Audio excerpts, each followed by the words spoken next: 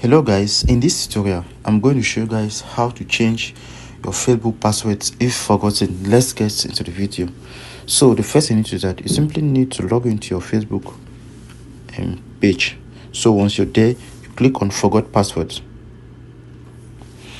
after which you can either recover your password either by inserting your telephone number or using the email address in which you used to create your Facebook account. So we are going to click on search by email instead. So after which you simply need to insert the email address here. So once you're done with that, you simply click on continue. So guys, this is actually the account. After that, you click on continue. Once you're here, Facebook will send you a code in your email address, so you simply need to check out your email address.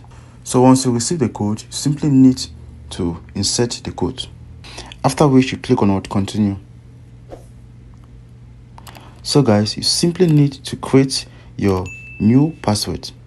After that, you click on continue, or once you're done creating your password, you simply need to click on log out all other devices.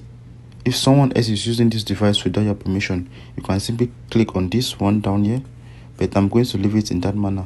After which I'll click on continue.